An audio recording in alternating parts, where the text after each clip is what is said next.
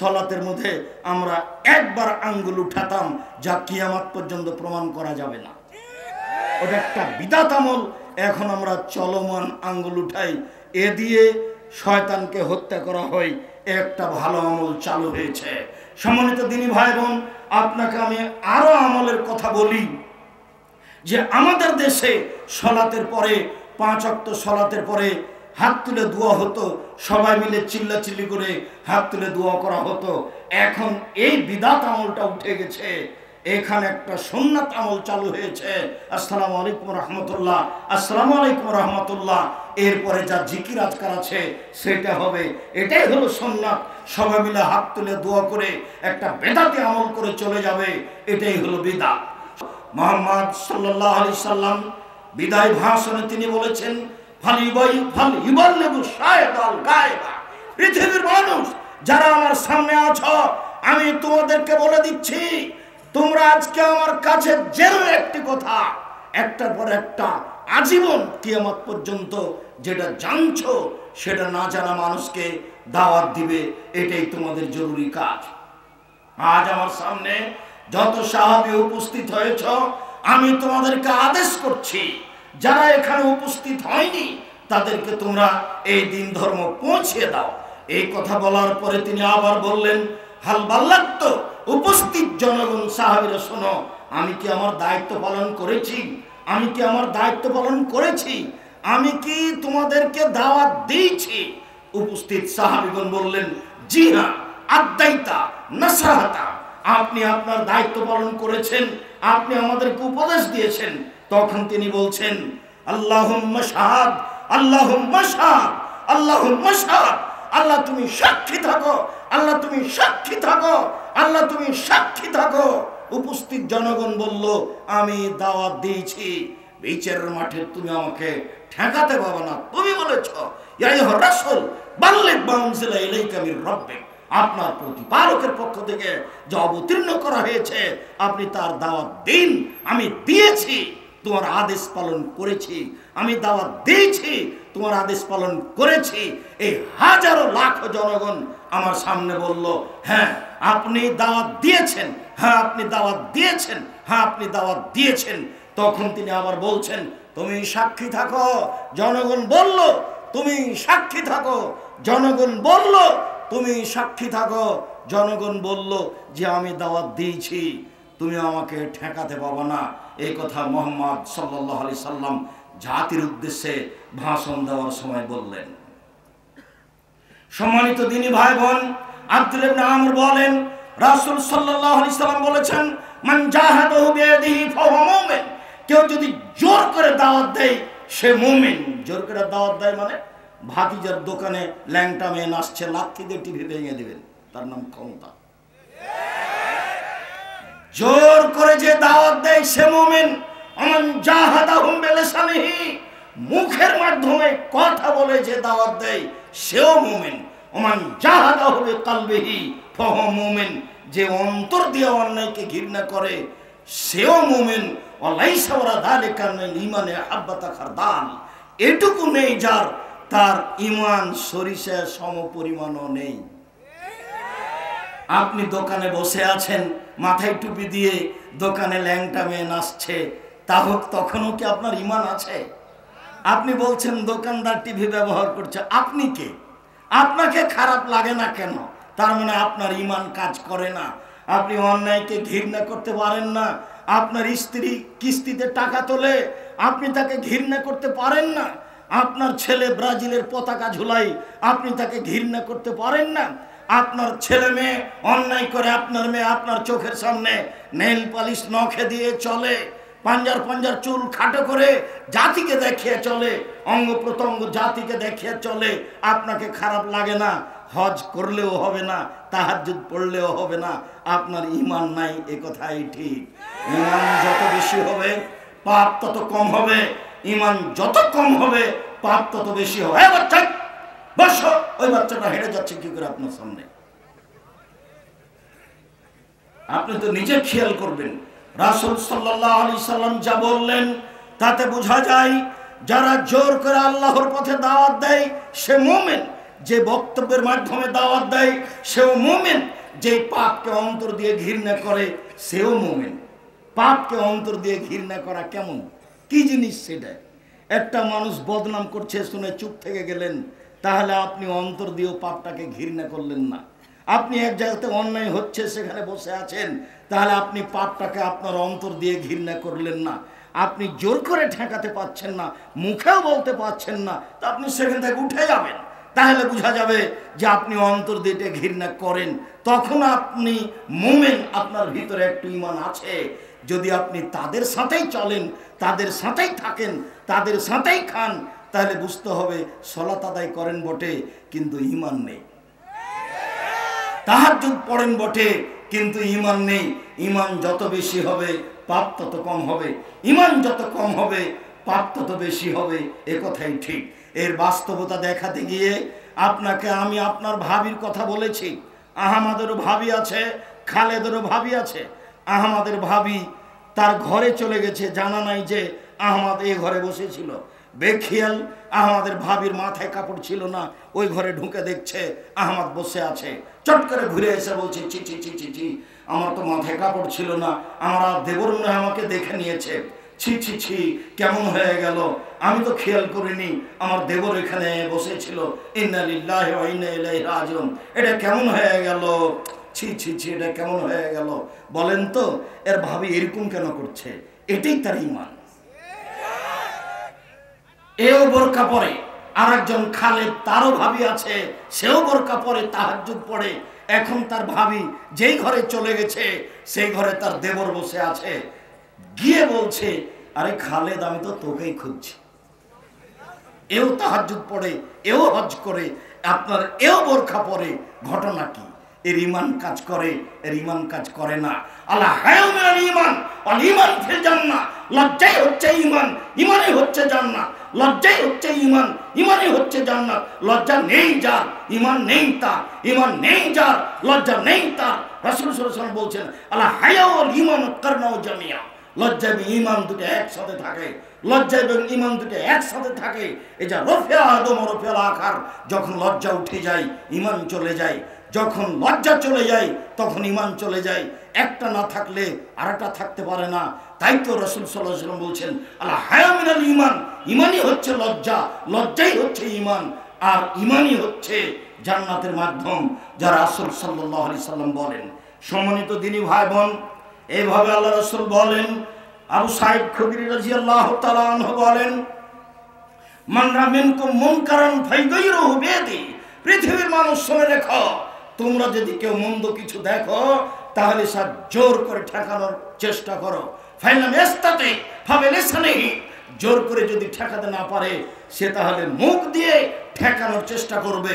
ফাইলাম ইস্তাতি বিকালবিহি, যদি সে মুখের মাধ্যমে ঠেকাতে না পারে তাহলে অন্তরে ঘৃণা করে সেটাকে ঠেকানোর চেষ্টা করবে।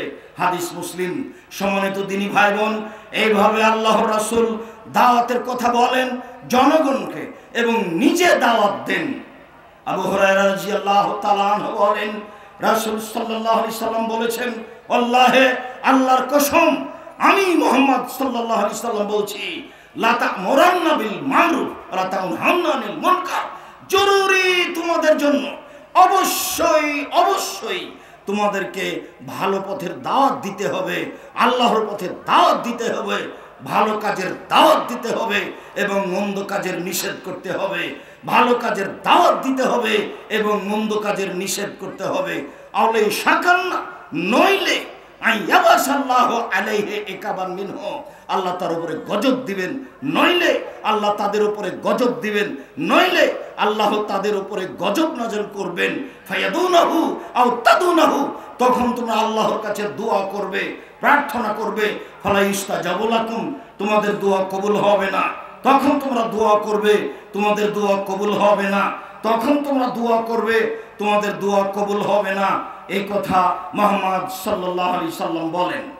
আবু হুরায়রা রাদিয়াল্লাহু তাআলা আনহু বলেন, রাসূল সাল্লাল্লাহু আলাইহি ওয়াসাল্লাম বলেছেন, মা মিন রাজুলিন ইয়াকুনু ফি কওমিন ও ফিহা বিল ইউসা, এমন একটা লোক একটা এলাকায় বসবাস করে যেখানে অন্যায় হয়, এমন একটা লোক এক এলাকায় বসবাস করে, সেখানে অন্যায় হয়, ওয়াইয়াকদেরও সে সক্ষম, আইয়ুগাইয়েরও সেটাকে পরিবর্তন করতে পারবে, সে সক্ষম সেটাকে পরিবর্তন করতে পারবে।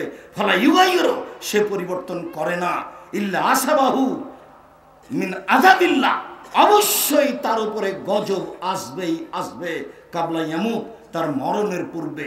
আপনি একটা পাপকে ঠেকাতে সক্ষম। আপনার এলাকায় একটা পাপ হচ্ছে, যেটা আপনি ইচ্ছা করলে ঠেকাতে পারেন। আপনি যদি না ঠেকান, আল্লাহর পক্ষ থেকে আপনার উপরে গজব আসবে আপনার মরণের পূর্বে। এই কথা মুহাম্মদ সাল্লাল্লাহু আলাইহি সাল্লাম বলেন। আর যেদিন গজব আসবে, সেদিন আপনি দোয়া করে আপনি সফল হতে পারবেন না, এই জন্য যে আপনার দোয়া কবুল হবে না। আপনি দাওয়াত দেননি, এখন বিপদ চলে এসেছে, আপনি বিপদ থেকে বাঁচতে চাইবেন, রক্ষা হবে না। তখন আবার ইউনূস আলাইহিস সালামের মতো হবে। এলাকা থেকে ইউনূস আলাইহিস সালাম পালিয়ে গেলেন, বাঁচার তাগিদে নৌকায় উঠলেন, নৌকা চলে না। লোকে বলল, তাহলে কি করা যায়, নৌকা ভারী হয়ে গেছে, কাকে নামাতে হবে? ইউনূস আলাইহিস সালাম বললেন, আমাকে নামিয়ে দাও। মানুষ ইতস্ত বোধ করলো, এত ভালো মানুষকে কেমনে নামাই। লটারি করে ইউনূস আলাইহিস সালামের নামই আসলো। ইউনূস আলাইহিস সালামকে সাগরে ফেলে দেওয়া হলো। ইউনূস আলাইহিস সালামকে সাগরে ফেলে দেওয়া হলো। দাওয়াতি কাজ ছেড়ে একজন নবী পালিয়ে যাচ্ছিলেন। এবার তিনি 3টা অন্ধকারের মধ্যে পড়লেন। ঘটনা ছিল রাতে, ঘটনা হলো মাছের পেটে, ঘটনা হলো সাগরের পানির নিচে। সাগরের পানির নিচে এক অন্ধকার, তারপরে মাছের পেট এক অন্ধকার, আর ঘটনা ছিল রাত, এ অন্ধকার। 3 অন্ধকারে পড়ে বিপদে পড়ে ইউনূস আলাইহিস সালাম বললেন, লা ইলাহা ইল্লা আনতা সুবহানাকা ইন্নী কুনতু মিনাজ জালিমিন। এই ডাক সপ্তম আকাশে গিয়ে লাগলো। আল্লাহ বললেন, ঠিক আছে, তুমি 3 অন্ধকারে পড়ে যখন আমাকে ডাক দিয়েছ, আমি বলছি শোনো, আমি তোমার ডাকে সাড়া দিলাম, আমি তোমাকে বিপদ থেকে বাঁচিয়ে দিলাম। মাছ, তুমি যাও, তোমার মুখ থেকে তাকে সাগরের পাড়ে বের করে ফেলে দাও। সম্মানিত দিনী ভাই বোন, শুধু তাই নয়, আল্লাহ তাআলা বলছেন, পৃথিবীর যে কোনো মানুষ যে কোনো বিপদে, পৃথিবীর যে কোনো পুরুষ যে কোনো নারী যে কোনো বিপদে বলবে, লা ইলাহা ইল্লা আনতা সুবহানাকা ইন্নী কুনতু মিনাজ জালিমিন। আল্লাহ তাকে সেই বিপদ থেকে রক্ষা করবেন। এ কথা আল্লাহ বলেন, এ কথা নবী বলেন, এ কথা আল্লাহ বলেন, এ কথা নবী বলেন। সম্মানিত দিনী ভাই বোন, আমরা সংক্ষিপ্তভাবে আল্লাহর পথে দাওয়াত দিতে হবে, এই কথাটা বলছিলাম। এবার একটু বলি, যারা আল্লাহর পথে দাওয়াত দেয় তারা কেমন। আল্লাহ তাআলা বলেন, ওমান আহসানু ক্বালাম মিম্মান দাআ ইলাল্লাহ ওয়া আমিলা সালিহান ওয়া ক্বালা ইন্নানি মিনাল মুসলিমিন। ওর চেয়ে ভালো মানুষ কে হতে পারে যে আল্লাহর পথে দাওয়াত দেয়? ওর চেয়ে ভালো মানুষ কে হতে পারে যে আল্লাহর পথে দাওয়াত দেয়? 1, সৎ আমল করে। 2, এবং নিজেকে বলে মুসলিম। বর্তমান যুগে যারা দাওয়াত দিচ্ছে তারা সৎ আমল করার মতো সুযোগ পায় না। অনেকেই করতে চায় না, অনেকেই করতেই পারে না। আমি এর বাস্তবদর্শী, যেটা আমি দেখতে পাচ্ছি। ও তো ব্যস্ত থাকে যাতায়াত নিয়ে, ও তো ব্যস্ত থাকে টাকা পয়সা নিয়ে, ও তো ব্যস্ত থাকে খাওয়া নিয়ে, ও আমল করবে কি? আল্লাহ তাআলা বলছেন, যে আল্লাহর পথে দাওয়াত দিল, সৎ আমল করলো এবং নিজেকে মুসলিম মনে করলো, সেই পৃথিবীতে সবচেয়ে ভালো মানুষ। এ কথা আল্লাহ তাআলা বলেন। আল্লাহ তাআলা বলেন, সুম্মা কানা মিনাল্লাযীনা আমানু ওয়া আমিলুস সালিহাত ওয়া তাওয়াসাউ বিস-সাবরি ওয়া তাওয়াসাউ বিল মারহামা উলাইকা আসহাবুল মাইমানা। ওরাই ভালো যারা মানুষকে পরস্পরে হকের উপদেশ দিল, যারা পরস্পরে মানুষকে ধৈর্যের পরামর্শ দিল, তারাই হলো সফল মানুষ, তারাই হলো ডানপন্থী, তারাই হলো সফল মানুষ। একদিন দাওয়াতে এসেছি, জুমার খুতবার পরেই চলে গেলাম। এর নামই কি ধৈর্য? টাকা পয়সা নিয়ে দান না করে খেয়ে টাকা পয়সা শেষ করে চলে গেলাম। কোনো হোটেলে কোনো খাদ্যই ছিল না, দুপুরে সব শেষ। সে কথা আমাকে বলা হচ্ছে, খেয়ে খেয়ে টাকাটা রেখে চলে গেলেন। এটা জামিয়া সালাফিয়া, এখানে দাওয়াতের কাজ হয়।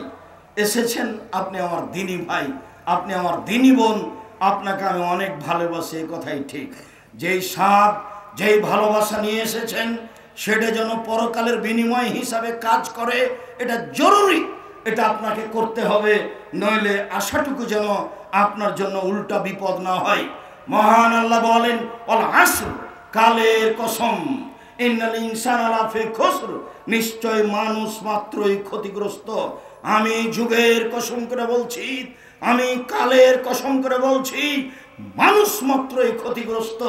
তবে ইল্লাল্লাযীনা আমানু ওয়া আমিলুস সালিহাত, যারা ঈমান এনেছে, যারা সৎ আমল করেছে, ওয়াতাওয়াসাবিল হক্কে ওয়াতাওয়াসাবিস সবর, যারা মানুষকে হকের উপদেশ দিল, যারা মানুষকে ধৈর্যের উপদেশ দিল। যেখানে হক আছে সেখানে ধৈর্য আছে, ধৈর্য ছাড়া হক চলে না। ধৈর্য একটা ভিন্ন জিনিস। ধৈর্য দিয়ে মানুষ সফলতা অর্জন করতে পারে, তবে মনে হয় সে পারবে না, সে ধৈর্য ধারণ করলো। আসলে তা নয়। আল্লাহ তাআলা আমাদের নবীকে বলছেন, ফাসবির সাবরান জামিলা, মুহাম্মদ সাল্লাল্লাহু আলাইহি সাল্লাম, আপনি উত্তম ধৈর্য ধারণ করুন। আল্লাহ তাআলা আমাদের নবীকে বলেন, আসবির আলা মা ইয়াকুলুন, ওরা যা বলে এই কথার উপরে আপনি ধৈর্য ধারণ করুন। ওরা বলে মুহাম্মদ পাগল হয়েছে, ওরা বলে মুহাম্মদকে জিনে ধরেছে, ওরা বলে মুহাম্মদকে জিনে ধরেছে, মুহাম্মদ পাগল হয়েছে, এ দিন ধর্ম বিকৃত করেছে, একে ঢেল মারো, এর গায়ে ধুলা ছিটিয়ে দাও, একে এলাকা থেকে তাড়িয়ে দাও, একে হত্যা করো, একে জেলখানায় বন্দি করো। ওরা যা বলে বলুক না কেন, তুমি ধৈর্যের পরিচয় দাও। সম্মানিত দিনী ভাই বোন, আমি আপনাদেরকে পরস্পরের ধৈর্যের কথা বলার জন্য অনুরোধ জানাচ্ছি, যেটা একটা দাওয়াতি কাজ। যারা পরস্পরে ধৈর্যের উপদেশ দিবে, যারা পরস্পরে হকের উপদেশ দিবে, তারাই হবে ঈমানদার, তারাই হবে সফল। এ কথা আল্লাহ তাআলা কালের কসম করে বলেন। সম্মানিত দিনী ভাই বোন, আল্লাহ তাআলা এইভাবে বলেন, রাসূল সাল্লাল্লাহু আলাইহি সাল্লাম বলেন, মান দা ইলাল্লাহ আলা খাইরিন, কেউ যদি মান দাল্লা আলা খাইরিন ফালাহু মিসলু আজরি ফাইলিহি, আপনি যদি একটা মানুষকে ভালো কাজের আদেশ করেন, তাহলে ভালো কাজ করে যে নেকি পাবে, আপনি আদেশ করার কারণে সেই নেকি পাবেন। আমি আব্দুর রাজ্জাক বিন ইউসুফ নিজেই মাঝে মধ্যে বলি, আপনাদের সামনেও বলি, আসলে আমি দাওয়াত দিয়ে তেমন সফলতা অর্জন করতে পারছি তা আমার মনে বলে না। যেভাবে চলছি, যেভাবে খাচ্ছি, যেটুকু মানুষ সহযোগিতা করছে, তাতে বিচারের মাঠে আমি জবাব দিতে পারবো, এটা আমার মনে বলে না। তবে জনগণ আমার কথা শুনে যেভাবে আমল করে, ওর আমল থেকে মাঝে মধ্যেই একটার পরে একটা ঘটনা ঘটেই থাকে। তার একটা ঘটনা আপনাকে শোনায়, 1 মিনিট। একটা লোক এসে বলছে, সালাম দিই, বলছে এত শক্ত করে কথা বলেন কেন? আমি বলছি, বলতে হবে, জরুরি, এজন্যই বলি। জি না, নরম করে বললেও হবে না, নরম করে বললে হবে না, না নরম করে বললে হবে, আপনি এত শক্ত করে বলবেন কেন? তখন আমি বললাম, এখন বিমানবন্দর জরিপ করা হোক, শুধুমাত্র বিমানবন্দর যারা বাংলা ভাষায় বক্তব্য দেয় তাদের কার কথা মেনে বেশি চলে, এতে যদি উপস্থিত আমি আগে না থাকি তাহলে আমি আর বক্তব্য দেব না কোনোদিন। তখন বলছে, আসলে আপনার কথাতে আমি পরিবর্তন হয়েছি, আর কথা শক্ত ছিল সেজন্যই পরিবর্তন হয়েছি। আমার মনে বড় সাধ ছিল, কোনোদিন দেখা হলে আপনি যেভাবে বক্তব্য দেন সেভাবে আপনাকে একটু উল্টা বলবো, এটাই আমার সাধ। তাই আপনাকে বললাম। এই কথাটা বলছে সিলেট তার বাড়ি। বিমানবন্দর একদিন ঢুকছি আমি, তো আপনার ওই ভোলা জেলার এক মেয়ে আমি যেতেই চট করে দাঁড়িয়ে বলছে, আমি আপনাকে আমার জীবনের চেয়ে বেশি ভালোবাসি। অবাক কথা, তুমি মেয়ে মানুষ এভাবে ভালোবাসো মানে? আপনার বক্তব্যে আমি পরিবর্তন হয়েছি, আমি আধুনিক নই, অত্যাধুনিক ছিলাম, আপনার বক্তব্যে আমি পরিবর্তন হয়েছি। তখন আমি বলছি, এত শক্ত কথা তুমি শুনতে পারো? তখন উত্তরে বলল, শক্ত নয়, সত্য কথা। সম্মানিত দিনী ভাই বোন, রাসূল সাল্লাল্লাহু আলাইহি সাল্লাম যখন দাওয়াত দিতেন, এজা খাতাবা, যখন তিনি বক্তব্য দিতেন, আহমারাত আইনাহু, তার দুই চোখ লাল হয়ে যেত, অস্তাদা গাজাবাহু, তার রাগ বেশি হয়ে যেত, ওয়ালা সাউতুহু, তার কণ্ঠ উঁচু হয়ে যেত, কান্না মনোজোর যায়, যেন তিনি সৈন্য দলকে ধমক দেখাচ্ছেন, এই করতে হবে, সেই করতে হবে, এটা ছিল তার বক্তব্যের গতি। সম্মানিত দিনী ভাই বোন, যার কারণে আমি একাধিক দিন বলেছি কণ্ঠস্বরে বক্তব্য জায়েজ নয়। বক্তব্যের সুন্নতি হচ্ছে এটা, দাওয়াতের পদ্ধতি হচ্ছে এটা। এই যা খাতাবা, যখন আল্লাহ রাসূল বক্তব্য দিতেন, হামারা তাই না হু, দুই চোখ লাল হয়ে যেত, অস্তাদা গাজাবহু, রাগ বেশি হয়ে যেত, ওয়ালা সৌতহু, কণ্ঠ উঁচু হয়ে যেত, কান্ন মনোজোর যায়, যেন তিনি সৈন্য দলকে ধমক দেখাচ্ছেন। বুখারী মুসলিম, এটাই ছিল তার দাওয়াতের পদ্ধতি। সম্মানিত দিনী ভাই বোন, দাওয়াত যারা দেয় তারা সফল মানুষ, এ কথা আল্লাহ বলেন, এ কথা নবী বলেন। রাসূল সাল্লাল্লাহু আলাইহি সাল্লাম বলেন, মান হাদা ইলাল্লাহ, কোন মানুষ যদি কোন মানুষকে আল্লাহর পথে দাওয়াত দেয়, ফালাহু আজরুন মিসলু উজুরি মান আমিলা বিহি, ওই আমল যত লোক করলো সবাই মিলে যত নেকি পাবে, এই লোকটা তত নেকি পাবে, এ কথা রাসূল সাল্লাল্লাহু আলাইহি সাল্লাম বলেন। পরের বাক্যে তিনি বলেন, কেউ যদি মন্দ পথের দাওয়াত দেয়, মন্দ কথা বলে, মন্দ কাজ করে, সেই কাজ যত মানুষ করবে সবাই মিলে যত পাপ করবে, এই লোক সমস্ত পাপের একাই হকদার হবে, এ কথা রাসূল সাল্লাল্লাহু আলাইহি সাল্লাম বলেন। টিভিটা আপনার টাকা দিয়ে আপনি বাড়িতে টিভি কিনে চালু করেছেন, আপনার ছেলে দেখে, আপনার মেয়ে দেখে, আপনার স্ত্রী দেখে, আপনার বউ দেখে, আপনার ভাতিজা দেখে, আপনার ভাতিজে দেখে, যত মানুষ দেখে, এতে যত পাপ হয় সমস্ত পাপের সমপরিমাণ পাপ আপনার হয়। আপনি যদি মারা যান তাহলে আপনার পাপ এই কবরে চালু থাকবে। এই পাপ হলো সাদকা জারিয়া পাপ।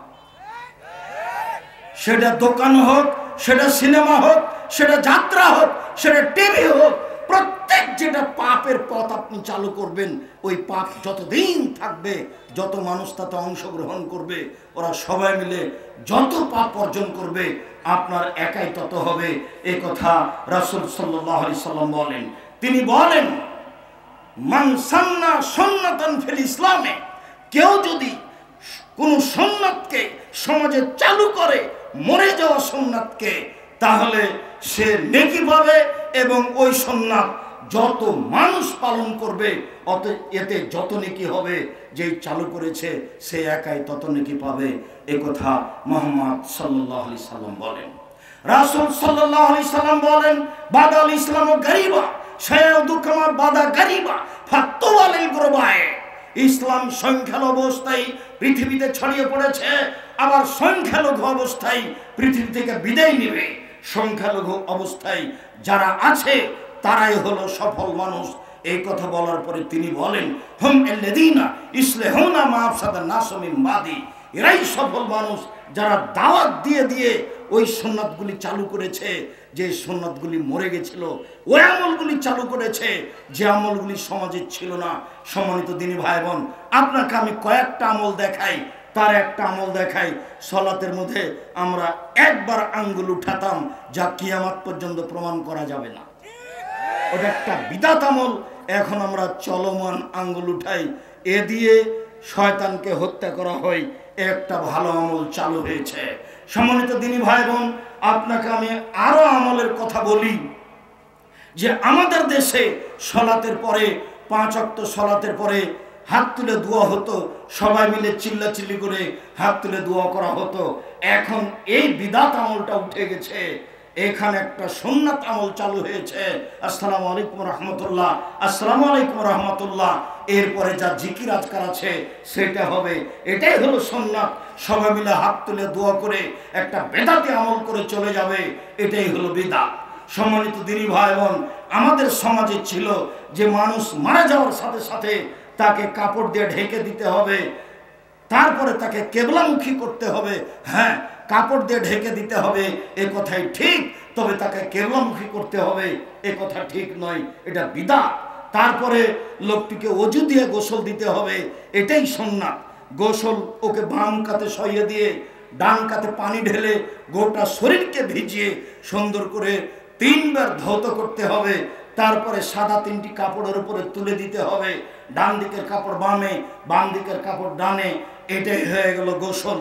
যদি আপনাকে খারাপ লাগে তাহলে আপনি বিশেষ সঙ্গ লজ্জা স্থান ধোয়ার সময় হাতে কিছু ন্যাকড়া ব্যবহার করতে পারেন, যদি খারাপ না লাগে কোনো সমস্যা নেই। সাথে সাথে পেট চেপে পেশাব পায়খানা বের করতে হবে, এটা হলো বিদআত। সাথে সাথে তাকে উঠাতে হবে, বসাতে হবে, এটা হলো বিদআত। সাথে সাথে গোসল দেওয়ার পূর্বে তার গোপ ছোট করতে হবে, এটা বিদআত। সাথে সাথে গোসল দেওয়ার পূর্বে তার নিচের লুম পরিষ্কার করতে হবে, এটা বিদআত। সাথে সাথে গোসল দেওয়ার পূর্বে তার নখ ছোট করতে হবে, এটা বিদআত। শ্বাস বন্ধ হয়ে গেছে, সব কাজ বন্ধ হয়ে গেছে, আর কোনোটা চালু নেই। শ্বাস চলে যাওয়ার পূর্বে এগুলি সুন্নাত ছিল, এগুলি করা জরুরি ছিল। এখন না, এখন শুধুমাত্র অজু দিয়ে গোসল দিতে হবে। আমরা মানুষকে বলে আসছি এইভাবেই কত সুন্নাত সমাজে বেদাত হিসেবে ছিল, সেগুলো উঠিয়ে দিয়ে সুন্নাত চালু করার প্রাণপণে চেষ্টা করছি। লাশকে সামনে রেখে কোনো বক্তব্য চলবে না, শুধুমাত্র ঋণের কথা বলা হবে। এমপি মন্ত্রী কারো বক্তব্য এখানে চলবে না, শুধুমাত্র ঋণের কথা বলে জানাজা পড়াতে হবে, এটাই সুন্নাত। সাথে সাথে লাশটাকে নিয়ে যাওয়ার সময় আগে মাথা পিছে পা, নইলে বেদাত হবে, এগুলো কথা নয়। যেটা সুবিধা হবে সেটা নিয়ে যাবে। ঘাড় পরিবর্তন করতে হবে, এটা বিদআত। প্রয়োজনে 10 বার কাঁধ পরিবর্তন করব, এটাই সুন্নাত। নিয়ে যেতে যেতে 3 বার নামাতে হবে, এটাই বিদআত। প্রয়োজনে 10 বার নামাবো, এটাই সুন্নাত। ওখানে লাশটা না রাখা পর্যন্ত কেউ বসতে পাবো না, এটাই বিদআত। যে যখন গেছে সে তখন বসবে, এটাই সুন্নাত। লাশটাকে রাখার সময় দোয়া পড়তে হবে, এরপরে তাকে পুরো ডান কাতে রাখতে হবে, অলের সাথে লাগিয়ে দিয়ে। আগে শুধুমাত্র মুখটা কেবলার দিকে করার ব্যবস্থা ছিল, মনে করতে এটাই সুন্নাত। এটা সুন্নাত নয়, এটাই বেদাত। শুধুমাত্র মুখটা কেন, গোটা শরীরটাকে কেবলার দিকে করতে হবে, এটাই সুন্নাত। হাতটা বুকের উপরে বেঁধে নামাজি দেখা হতো, এটা নয়, বরং হাতটা পাশে থাকবে, এটাই সুন্নাত। সম্মানিত দিনী ভাই বোন, এলাকার লোক অনেক উপস্থিত হয়েছে, এক ডালি মাটি নিয়ে সবার হাতে ছয়া নিতে হবে, এটাই হলো বিদআত। যারা মানুষ উপস্থিত হয়েছে তারাই মাটি দিবে, যারা উপস্থিত হয়নি দিবে না। যারা উপস্থিত হয়েছে, মাটি বেশি হয়ে গেছে, এমনি ঘুরে যাবে, তারা ডবল নেকি পেয়ে যাবে। রাসূল সাল্লাল্লাহু আলাইহি ওয়াসাল্লাম বলেছেন, জানাজায় 1 কেরাত, মাটি দেওয়া পর্যন্ত 2 কেরাত, আপনি 2 কেরাত নেকি পেয়ে যাবেন। 1 কেরাত হলো উহুদ পাহাড়ের সমান।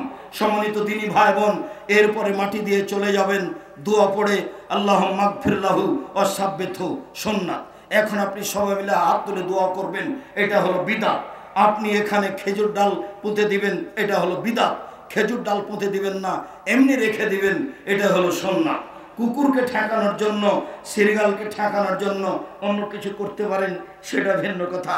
সম্মানিত দিনী ভাই বোন, বলছিলাম রাসূল সাল্লাল্লাহু আলাইহি সাল্লাম এইভাবে দাওয়াতের কথা বলেছেন, এবং এইভাবে দাওয়াত দিলে এরকম ফজিলত হবে, এই কথা তিনি বলেছেন। আর একটু আপনাকে অবগত করাই, পৃথিবীতে যারা দাওয়াত দিতে অলসতা করে, পৃথিবীতে যারা দাওয়াত দিতে অলসতা করে, আচ্ছা যাক পরে বলবো, আচ্ছা যাক কোনোদিন বলবো, আচ্ছা বললেই কি আর না বললেই কি, এইভাবে থাকে যারা, যারা ধ্বংস হচ্ছে, এরাও সেভাবে ধ্বংস হয়ে যাবে। রাসূল সাল্লাল্লাহু আলাইহি সাল্লাম বলছেন, মাসালুল মুদহিন ফি হুদুদিল্লাহ ওয়াল ওয়াকি ফিহা, যারা অন্যায় করে আর যারা অন্যায়কে সহ্য করে, যারা অন্যায় করে আর যারা অন্যায়কে দেখে থেকে যায়, এদের দুইজনের উদাহরণ এক দলের মতো। যে দল ইস্তাহামু সাফিনা, একটা নৌকা ভাড়া নিয়ে লটারি করেছে, ফাসারাবাজহুম ফি আলাহা ওয়া সারাবাজহুম ফি আসফালিহা, লটারির মাধ্যমে কিছু লোক উপরে হয়েছে, উপর তলায় স্টিমারের, আর কিছু লোক নিচে তলায় হয়েছে। ফায়ামুরু আলাল্লাযিনা ফি আসফালিহা আলাল্লাযিনা আলা আলাহা, যারা নিচে আছে তারা পানি আনতে উপরে যায়, ফাতাআজাবিহি, তখন উপরের লোকের অসুবিধা হয়, আপনারা পানি আনতে উপরে আসেন, পানি নিয়ে গেলে জায়গা ভিজে যায়, এত ঝামেলা করিয়েন না। তখন উপর থেকে লোকটা নিচে এসে ফা খাজা ফাসান, একটা কুড়াল নিয়েছে, ও জালায়ান কর আসফালাস সাফিনা, একটা কুড়াল নিয়ে নৌকার স্টিমারের নিচের দিক ছিদ্র করতে আরম্ভ করেছে। উপর থেকে এসে বলছে, মালা দোস্ত কি খবর, তুমি এভাবে নিচের দিক ছিদ্র করছো কেন? তখন লোকটা বলছে, দেখেন উপরে পানি আনতে গেলে আপনাদের অসুবিধা হয়, আর আমাদের পানিরও খুব প্রয়োজন, তাই নিচের দিক ছিদ্র করে পানি বের করছি। রাসূল সাল্লাল্লাহু আলাইহি সাল্লাম বলছেন, পৃথিবীর মানুষ শোনো, আনজাহু, ও যদি নিজেকে ঠেকায় তাহলে তাকেও বাঁচাতে পারবে, স্টিমারের সবকে বাঁচাতে পারবে। অন তারাকুহ, ও যদি ছেড়ে দেয়, যাক ওর যা মনে লাগে করুক, আহলাকুহ আহলাকুম আনফুসাহুম, তাহলে নিজেকে ধ্বংস করবে, স্টিমারে যত লোক আছে সবাকে ধ্বংস করবে। স্টিমার ডুবে গেলে কেউ রক্ষা পাবে না। হাদিস বুখারী মুসলিম। সম্মানিত দিনী ভাই বোন, আপনার চোখের সামনে পাপ হচ্ছে, হোক আপনি এভাবে দিন কাটাচ্ছেন, ছেলে আপনার চোখের সামনে দুই কানে ইয়ারফোন লাগিয়ে ইন্ডিয়ার গান চালাচ্ছে, মেয়ে আপনার নগ্ন পোশাকে স্কুল কলেজে যাচ্ছে, আপনি বেশ সুন্দর তাকে টাকা পয়সা দিচ্ছেন, কোনো সমস্যা হচ্ছে না। কোনো বাপ আবার মেয়েকে ঢাকা বিশ্ববিদ্যালয়ে ভর্তি করে দিয়ে 3 চিলেই চলে যাচ্ছে লন্ডন, ওখানে বাপে তাসবিহ টিপে ধর্মের নামে, এখানে মেয়ে তাসবিহ টিপে প্রেমের নামে। এইভাবে কি সংসার চলবে? এইভাবে কি শরীয়ত চলে? এইভাবে নৌকা ডুবে গেলে সবাই যেমন হারিয়ে যাচ্ছে, এই বাপ এই মেয়ে কেউ টিকতে পারবে না, সবাই বিচারের মাঠে হারিয়ে যাবে। তাই তো রাসূল সাল্লাল্লাহু আলাইহি ওয়াসাল্লাম বলছেন 3 শ্রেণীর মানুষ জাহান্নামে যাবে। 3 শ্রেণীর মানুষ জাহান্নামে যাবে। 1, মদুনুল খামর, যারা নিয়মিত বিড়ি তামাক জর্দা সিগারেট গুল খায় তারা জাহান্নামে যাবে। 2, আর রাজরাতু মিনান নিসায়ে, পুরুষের বেশধারী নারী, যারা পুরুষের জুতা স্যান্ডেল পরে, যারা পুরুষের শার্ট প্যান্ট পরে, যারা পুরুষের পোশাক পরে, তারা জাহান্নামে যাবে। যারা গেঞ্জি গায়ে দিয়ে চলে, নগ্ন পোশাকে চলে, তারা জাহান্নামে যাবে। 3, আপনি দায়ুস আল্লাযী কুরফি আলাল খাওয়াসা, যে তার বাড়িতে বেহায়াই সুযোগ দিয়েছে, সুযোগ্য পিতা, ক্ষমতা আছে আপনার, টাকা আছে আপনার, দখল আছে আপনার, বাড়ি আপনার, ঘর আপনার, মেয়ের পোশাক পাতি আপনার, মেয়ের টাকা পয়সা সবকিছু আপনার। আপনার চোখের সামনে মেয়ে নগ্ন পোশাক পরে, চোখে মুখে আসকারা মাস্কারা লাগিয়ে, এ নখে নেল পালিশ দিয়ে এইভাবে নগ্ন পোশাকে রাস্তাঘাটে ঘুরবে, স্কুল কলেজে চলে যাবে, আর আপনাকে সেটা ভালো লাগবে, আপনি কিছুই বলবেন না। বিশ্বাস করেন বিচারের মাঠে টিকতে পারবেন না। নৌকা ডুবে গেলে টিকবে না যেমন কেউ, আপনিও বিচারের মাঠে টিকতে পারবেন না, আপনার নৌকা ডুবে গেছে। সম্মানিত দিনী ভাই বোন, আপনাকে আমি সতর্ক এ ব্যাপারে বারবার করছি। এরপরে সংক্ষিপ্ত বলি, মৌলানা সাহেব তো দাওয়াত দিলেন, খুব আমাদেরকে বললেন, নিজে কি করলেন, এবার হুজুরের কাছে চলে যায়। সম্মানিত দিনী ভাই, হুজুরের ব্যাপারে রাসূল সাল্লাল্লাহু আলাইহি ওয়াসাল্লাম বলছেন, পৃথিবীর মানুষ শুনে রেখো, ইজাবির রাজুল ইয়াউমুল কিয়ামা ওয়াইলকা ফিন্নার, মৌলানা সাহেবকে জাহান্নামে নিক্ষেপ করা হবে। ফাতান্দালে কাত্তাবহু, মৌলানা সাহেবকে জাহান্নামে নিক্ষেপ করার সাথে সাথে তার ভুঁড়িটা বের হয়ে যাবে। ফায়াদুরু কামা তাদুরুল হিমারু বিরাহাহু, তখন সে ঘুরতে থাকবে ঝুলন্ত নাড়ি ভুঁড়ি নিয়ে জাহান্নামের ভিতরে। গরুর পায়ে ধান মারার সময় গরু যেমন ধানের উপরে ঘুরে, এই দৃশ্য দেখেছেন কোনোদিন? গাছের চতুর্দিকে গরুটা যেমন ঘুরে, সরিষার তেল পিড়ানোর সময় সরিষার তেল পোড়ানো অবস্থা দেখেছেন? তেলির বাড়িতে হয় এটা, গাউছার বাড়িতে এটা হয়, চাঁপাই নবাবগঞ্জে বলে তেলি, আর গাইবান্ধা রংপুরে দিনাজপুরে বলে গাউছা। যেটাই বলুক না কেন, যখন গরুটা ঘুরতে থাকে তো মৌলানা সাহেব এইভাবে ঘুরতে থাকবে তার ঝুলন্ত নাড়ি ভুঁড়ি নিয়ে। ফাস্তামালাই আলুন্নার, জনগণ সব জমা হয়ে বলবে, মালাক হুজুর কি ব্যাপার, ঘটনা কি? তা'মুরুনা বিল মারুফ ওয়া তানহাউনা আনিল মুনকার, আপনি তো ভালো কাজের আদেশ করতেন, মন্দ কাজের নিষেধ করতেন। আপনি তো ভালো কাজের আদেশ করতেন, মন্দ কাজের নিষেধ করতেন, আপনি কেন এখানে? আপনার কোন জাহান্নামে এমন অবস্থা। তখন সে বলবে, কি করি? আমরুকুম বিল মারুফ ওয়া আতিহি, আমি ভালো বলেছি, ভালো করিনি যে। ওয়া নাহাকা আনিল মুনকার ওয়া আতিহি, আমি মন্দ নিষেধ করেছি, তবে নিজে মন্দ করেছি। আমি মন্দ নিষেধ করেছি, তবে আমি মন্দ নিজে করেছি। সাতক্ষীরার মৌলানাকে আমি বলি, আচ্ছা মৌলানা সাহেব, সাতক্ষীরা থেকে দিনাজপুরে এসে যে পর্দার বক্তব্য করলেন, তো আপনাদের বাড়ি তো ঘেরা নাই, চতুর্দিকে ফাঁকা, এইখানে একটা ঘর, এইখানে একটা ঘর, মধ্যে গরুর গাড়ির রাস্তা। আবার এটা দিনাজপুরের এদিক, যারা পূর্ব থেকে বাঙালি মানুষ হিসেবে আছে, তাতে দিনাজপুর তেঘরার লোক পড়ে, হ্যাঁ যাবু খাবু এইভাবে কথা বলে যারা, তাদেরও অনেকের বাড়ি ঘেরা নাই, এদিকে একটা ঘর, ওইদিকে একটা ঘর, মধ্যে গরুর গাড়ির রাস্তা। আমি তেঘরার মানুষকে বলিনি, কেননা তেঘরার তো জামিয়া সালাফিয়া, সেইটা বলে আর নিজের কথা বলবো কি। তবে আপনাকে বলছি, মৌলানা সাহেবকে বলছি, মৌলানা সাহেব, পর্দার বক্তব্য অন্তত আপনি সাতক্ষীরা থেকে আমাদের এলাকায় দিয়েন না। কেননা আপনি পর্দার বক্তব্য দিবেন কি? আপনার বাড়ি তো ঘেরা নেই। যদি আপনার বাড়িতে আমরা যাই, আমি আব্দুর রাজ্জাক বিন ইউসুফ পরিবার নিয়ে যাই, তাহলে আপনার বাড়িটাকে মনে করব এটা ট্রেন স্টেশন। ট্রেন স্টেশনে যেভাবে পর্দা করে থাকি আমরা, সেভাবে থাকবো। আপনার বাড়ি ঘেরা নেই। মাওলানা সাহেব, কেন আপনি দাওয়াত দিবেন? বিপদ নেমে এসেছে আপনার উপরে। দেখুন, আবু হুরায়রা রাদিয়াল্লাহু তাআলা আনহু বলেন, রাসূল সাল্লাল্লাহু আলাইহি সাল্লাম বলেছেন, লাইলাতুন উসরিয়া বি, যে রাতে আমাকে উপরে নিয়ে যাওয়া হলো, লাইলাতুল ইসরা, যে রাতে আমাকে নিয়ে গিয়ে 5 ওয়াক্ত সালাত ফরজ করা হলো। যখন আমি যাচ্ছিলাম, হঠাৎ দেখি অনেক মানুষ তুকরাজু সাফাম বিমাকারাজা মিনান নার, তাদের জিহ্বাকে আগুনের কাঁচি দিয়ে কেটে নেওয়া হচ্ছে। অবাক হয়ে গেলাম, ঠোঁট এবং জিহ্বাকে আগুনের কেঁচি দিয়ে কেটে দেওয়া হচ্ছে। আমি বললাম, জিবরাইল, মান হাউলা, এরা কারা? ইন্না লিল্লাহি ওয়া ইন্না ইলাইহি রাজিউন। জিবরাইল বলো, এরা কারা যাদের ঠোঁট এবং জিহ্বাকে আগুনের কাঁচি দিয়ে কেটে দেওয়া হচ্ছে? তখন জিবরাইল বলছেন, হাউলাই খুতবাউকা আল্লাযিনা ইয়া'মুরুনা বিল মারুফি ওয়া ইয়ানসাউনা আনফুসাহুম। এরা হচ্ছে ওরাই যারা বক্তব্য দিয়ে বেড়াতো কিন্তু নিজে আমল করতে না, পরিবারকে আমলের কথা বলতো না, তাদের এই অবস্থা। এই কথা মুহাম্মদ সাল্লাল্লাহু আলাইহি সাল্লাম বলেন।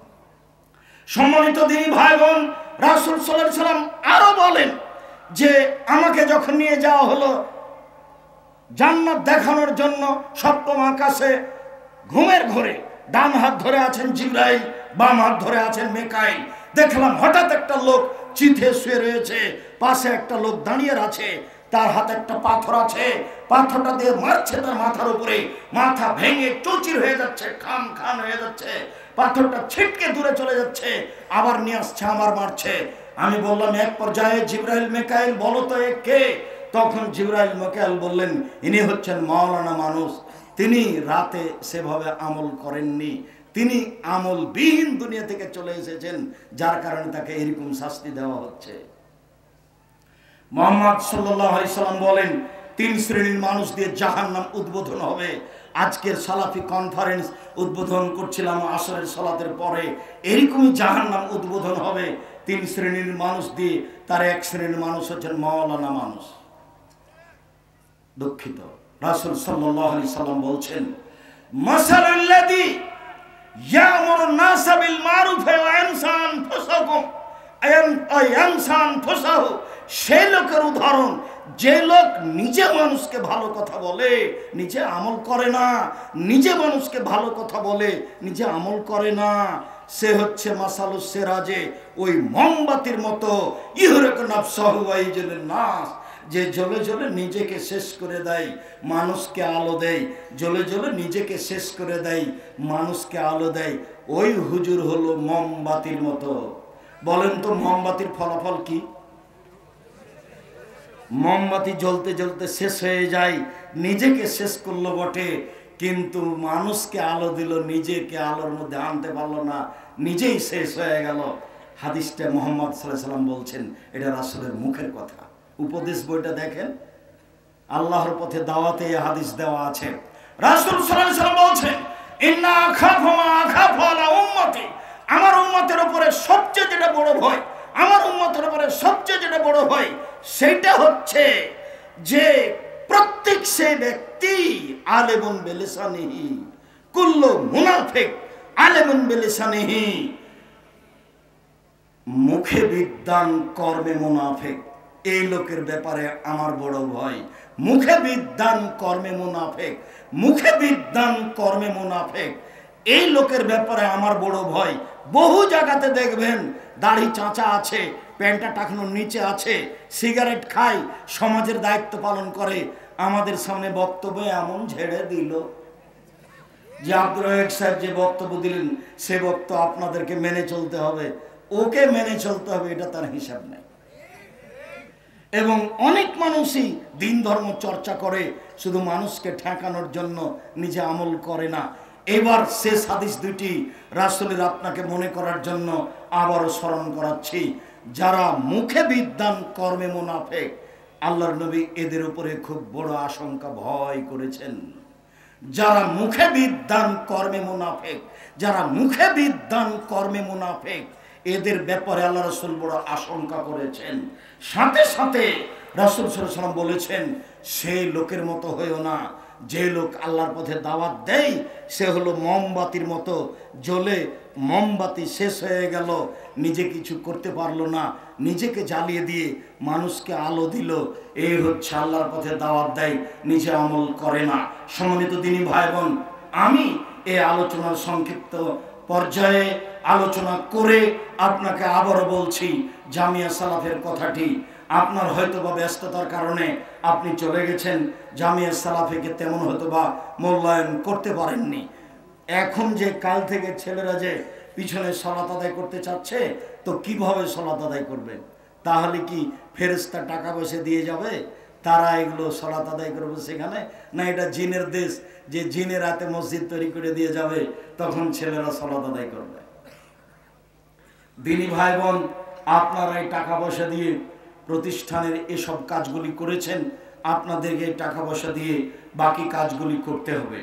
আমি খাকসার সাধারণ মানুষ, আমি আপনাদের সাথে আছি মাত্র। আমি তো তেমন কিছু করতে পারি না। আমি হচ্ছি কচুর পাতার পানি।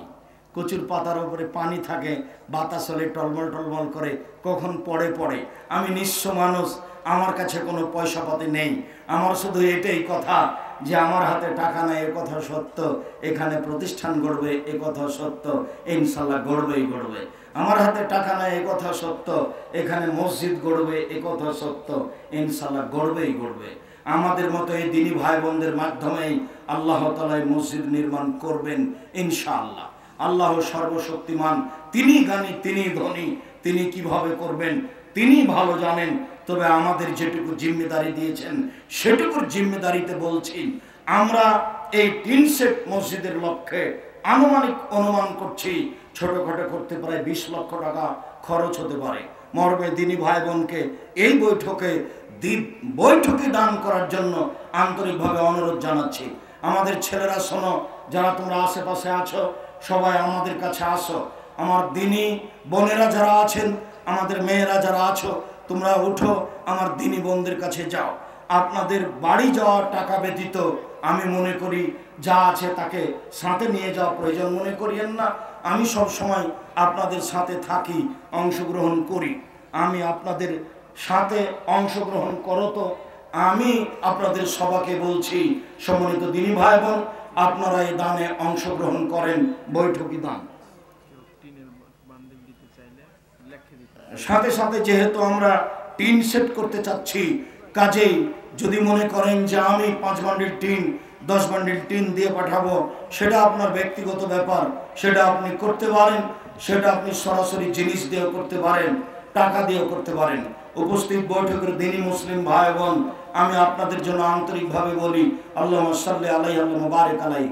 আর খবরদার যারা আছেন তারা উঠে যাবেন না, যেহেতু তারা বড় বড় বিদ্বান, আর পাশে একটু হয়তো দাঁড়িয়ে আছেন, কিন্তু স্থান ছেড়ে চলে যাবেন না, আমিও কষ্ট পাবো।